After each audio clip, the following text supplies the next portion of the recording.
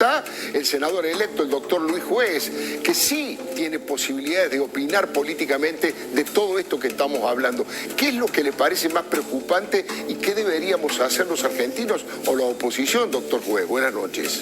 ¿Cómo le va? Primero condenar enérgicamente, repudiar. Yo fui senador con Audarda los últimos 2 años del mandato y no tenía esta cabeza, Magdalena, no pensaba así, no pensaba así. Tenía otra idea. Tenía otra mirada, era una profunda dirigente en contra de la intolerancia kirchnerista, no sé qué le pasó. Era de la coalición cívica. ¿Ah? Era de la coalición cívica. Claro, había sido candidata por el ARI. Claro. Y la verdad que tiene su origen en Córdoba, lo conocía su papá, militó con nosotros en el 2003. La verdad que esta postura irracional, si un gobernador, Alfredo, ¿sabes lo que debe ser jodido para un gobernador que pide el auxilio de las fuerzas federales porque está confesando públicamente que ha sido desbordado? Y que te contesten diciendo, no, esto es un conflicto, resuélvanlo ustedes, hagan lo que tengan que hacer. A nosotros nos pasó en Córdoba cuando se sublevó la policía, claro, y pedíamos a gritos, terminamos con muertos, fue los peores saqueos que vivió la historia de Córdoba, después del Cordobazo, lo vivimos anoche del 3 de diciembre. O sea, es de una irracionalidad que el gobierno conteste de la forma que tiene que contestar, promoviendo escalada de violencia. Entonces, lo primero que deberíamos hacer, no importa en el lugar de la grieta donde estemos, es condenar definitivamente este tipo de violencia. Porque vos sabés cómo arranca, Alfredo, pero no sabés cómo terminan.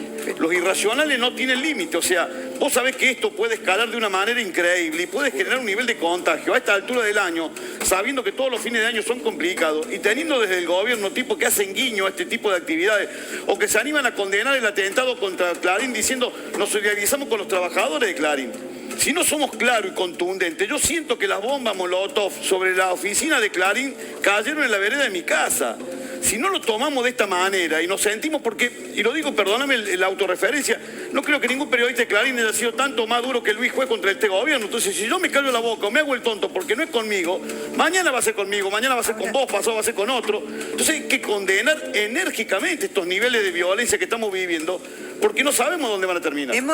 Perdónenme, pero quiero introducir un elemento más a este tema. Está el caso Clarín, está esta situación en el sur que es realmente gravísima, explosiva, porque para mí hay un hilo conductor entre los tres, y está lo que ocurrió en Rosario con la balacera contra un restaurante. O sea, estamos en un clima de violencia donde el hilo conductor entre todos es que el Estado está ausente de la protección de la gente, está ausente en el sur, que le manda a decir a la gobernadora, problema suyo, arréglese, está ausente en Rosario, donde nada se movió de su lugar, a pesar de que este episodio gravísimo, sin antecedentes, bueno, ni hablar de lo de Clarín. Lo que está en crisis es la definición misma de Estado. Max Weber dice, aquella comunidad humana que dentro de un determinado territorio reclama para sí el monopolio de la violencia física legítima. Claro. Eso hoy no está en Argentina, sea en Rosario, en Río Negro, un estado de amenaza, o en Clarín.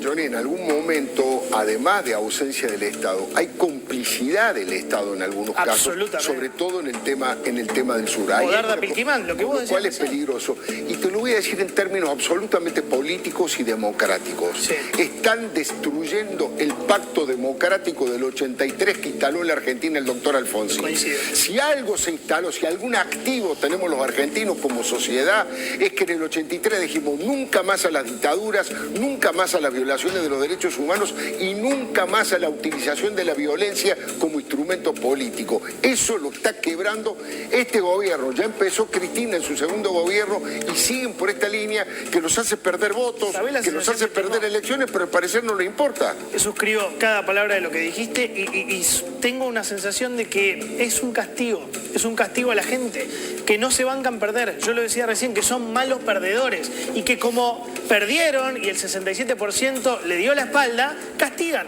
Sí, igualmente yo creo que es peor que la ausencia del Estado, porque el Estado está presente solo de manera selectiva, claro, que es lo mismo que el argumento de la no injerencia, claro, en la política doméstica de terceros países. Claro, cuando se trata de Chile y hay un candidato de derecha que puede ser presidente, sí nos metemos.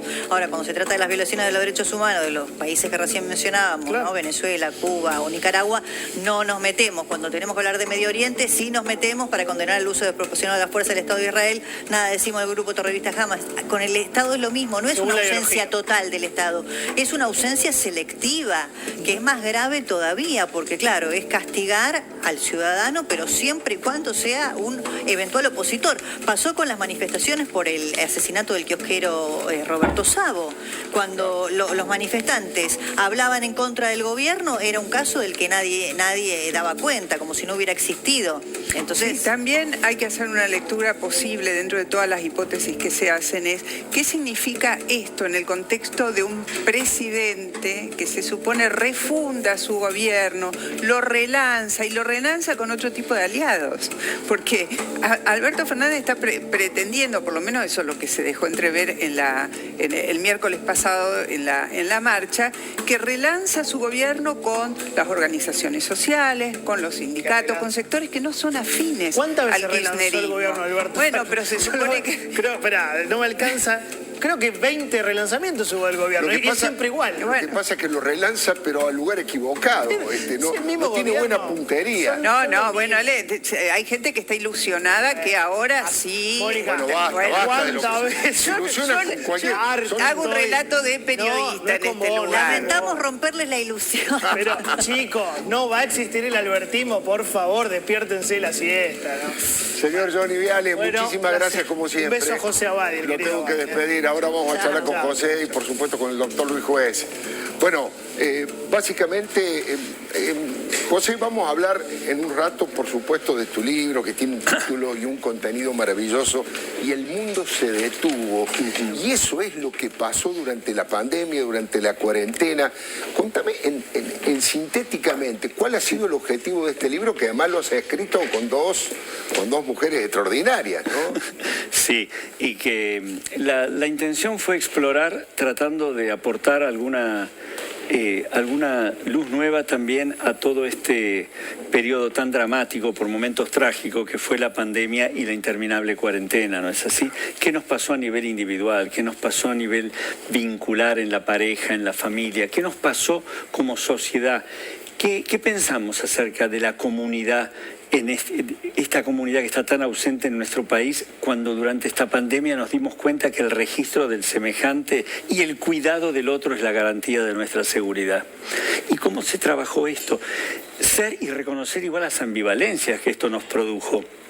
El semejante, nuestro semejante, es aquel que nos protege, pero también aquel que nos puede contagiar. Entonces se creaban ambivalencias, tensiones, angustias. ¿Cómo se derivaron esas angustias?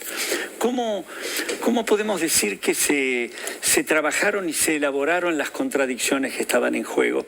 Y yo creo que esto lo intentamos hacer acá pensando insisto, no solamente en la persona, sino en los vínculos grupales, en la sociedad. Y después, ¿qué viene después? La gente habla de la pospandemia. La pospandemia no es un día, es todo un proceso. Claro. Y cómo incorporamos, si lo logramos hacer, el aprendizaje que esta crisis nos dejó. Aprendizaje donde el ser humano, si lo convierte en una experiencia fructífera, se progresa, se crece, se desarrolla. Si no, caemos en la repetición. El aprendizaje es una de las pautas que tienen que ver con la esperanza, con aquella posibilidad de que a lo mejor dentro de esta tragedia hayamos incorporado algunos elementos que nos permiten el cambio positivo también en este mañana que se avecina, ¿no? Qué interesante, cuánta paz que produce escucharlo a José. Tengo algo que no sé si le va a generar paz, pero es una información de último momento, vinculada a la convocatoria que ha hecho la doctora Cristina Fernández de Kirchner. La campaña suya era Un juez para Cristina. Acaba de hacer una convocatoria el último día con mayoría oficialista en el Senado para tratar de llevar adelante los 116 decretos de necesidad y urgencia. Esta es la portada de La Nación Online, que está confirmando esto. Convocó al último día de mayoría oficialista para aprobar eso. ¿Cuál va a ser la actitud? ¿Por qué hacen esto? Es como una era predecible, ¿no? Cristina era una mujer muy predecible. Esto era predecible, por eso necesita una Cámara, con la aprobación de una Cámara los DNU quedan oficializados, claro. La Cámara donde le resulta más fácil hacerla en el Senado, y era absolutamente predecible que esto lo hiciera antes, porque por reglamento el 29 tendríamos que estar jurando los senadores electos. Eso lo van a demorar un poco, un par de días, para decir con el verso de que todavía no llegaron los certificados de la justicia electoral de las 8 provincias que eligieron senadores. Lo van a tirar para el martes, miércoles, así que probablemente la semana que viene Cristina esté convocando una sesión, seguramente para oficializar esos DNU, que lo aprobaron así en trámite express. Pero bueno... ¿Hay alguna forma de frenarlos? No, me parece que no. No, ellos van a tener... Van a levantar la mano y tienen mayoría. Tienen mayoría y van a usar la mayoría. Después le va a costar un poco más construirla, pero también hay que ser... prudente, ¿no? Prudente en decir que el peronismo tiene capacidad para, por seducción, por cuando salen de shopping, cuando salen a comprar, voluntades, ellos tienen una experiencia importante, pero le va a costar un poco más. Claramente que con la decisión de la gente del 14 de noviembre le va a costar un poco más poder tener una sesión tan holgada como esta última, que Cristina seguramente va a echar mano. Esto era predecible, ¿no? Le quiero mostrar una fotografía que, por supuesto, usted es uno de los integrantes. Está Carolina Lozada allí, senadora electa por Santa Fe. Está Rogelio Frigerio, diputado electo por Entre Ríos. Es una fotografía que tiene un fuerte contenido político. Ahí le estamos viendo.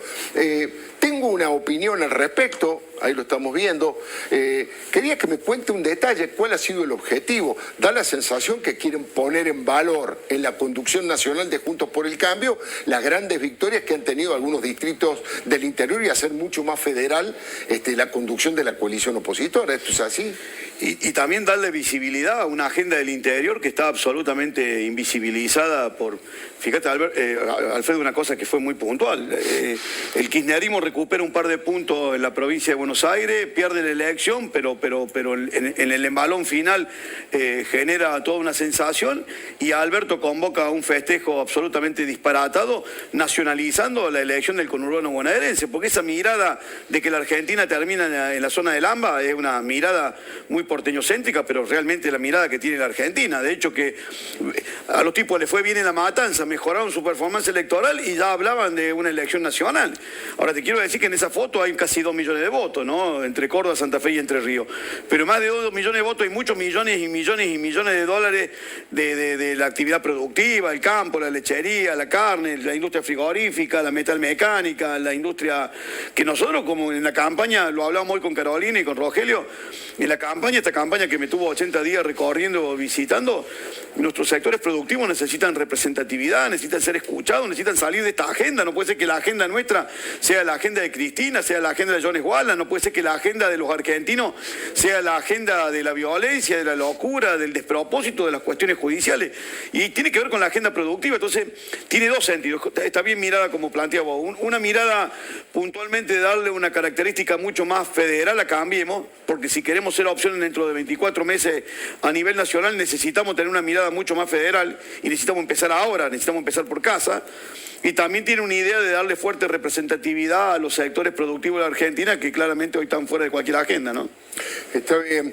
Juez, que además de lo que ha pasado con Clarín, además de lo que acabamos de ver del Senado y de esto, la pregunta es, Cristina Fernández de Kirchner, ¿hasta cuándo va a tener semejante nivel de vinculación con el poder en el peronismo? ¿Hasta cuánto va a ser central a la hora del análisis y de las decisiones políticas? Según su mirada y su análisis político, ¿no? Y hasta que el peronismo descubra que claramente el kirchnerismo no es una opción y que esa pata peronista, kirchnerista, con fuerte arraigo y vocación por la caja, no le va a generar mayores elecciones. Cuando los gobernadores se empiecen a dar cuenta que pegarse al kirchnerismo le va a significar perder su feudo. De hecho, acá en esta última elección algo de eso pasó, porque hubo gobernadores que no tenían tan mala gestión y perdieron. Yo ya te contaría que la mayoría de los gobiernos provinciales donde están gobernados por el peronismo van a adelantar la elección provincial mucho antes del gobierno nacional. Entonces, te estoy hablando, en menos de 12 meses, 14 meses, empieza la seguidilla de elecciones provinciales, así que va a haber que estar con la guardia levantada.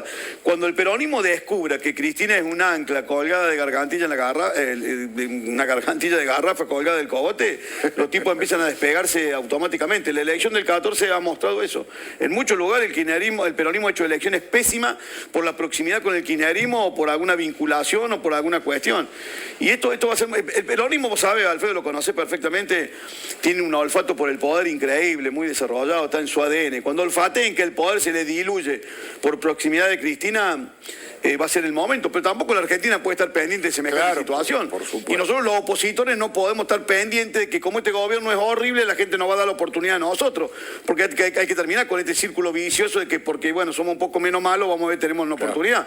Vamos a tener que construir y vamos a tener 24 meses para ir construyendo, que nadie se sorprenda dentro de 24 meses qué queremos, cómo vamos a hacerlo, de qué manera, qué idea tenemos de la justicia, de la seguridad. ¿Con qué cuadros, con qué funcionarios? Claro, no, si hay algo que no podemos hacer dentro de 24 meses es improvisar, ni en las elecciones locales ni en la elección nacional. Entonces, tenemos un gran desafío y no es mucho tiempo, porque cuando vos empecés a ver cómo empieza a correr el reloj, te vas a dar cuenta que el año que viene, que es un año no electoral, se lo va a devorar el tiempo de una manera increíblemente vertiginosa. Por eso dijimos con Rogelio, con Carolina, y seguramente antes de que termine el año vamos a ir ampliando esa posibilidad, juntarnos para incorporar temas que queremos que se discutan, aun cuando no tengan agenda parlamentaria. Si nosotros dejamos que nos atrape la agenda parlamentaria, estamos muertos, porque el kirchnerismo va a tratar, no teniendo mayoría, va a tratar de dormir el Parlamento. Entonces, si nosotros estamos esperando, fíjate vos que en los últimos 50 días la agenda parlamentaria fue el etiquetado frontal y la semana que viene vamos a entrar a discutir la ley de envase, que es un impuesto escondido, que realmente genera un nivel de irritación en el sector empresario horrible y que es una gran mentira, que la vuelta, la utilización de los pobres como un argumento para generar un impuesto escondido, por decir, esto es para los sectores de los cartoneros, la economía circular, mentira, la va a manejar el Estado y una caja infernal que no sabemos dónde termina. Pero fíjate vos, los últimos 60 días hemos discutido etiquetado frontal y vamos a discutir la ley de envase, cuando la Argentina tiene problemas increíblemente importantes, ¿no? Doctor, muchísimas gracias por haber venido. Gracias, Alfredo, muchas gracias. Gracias por el esfuerzo, pues sabíamos que se tenía que ir, así que lo liberamos y gracias por haber venido.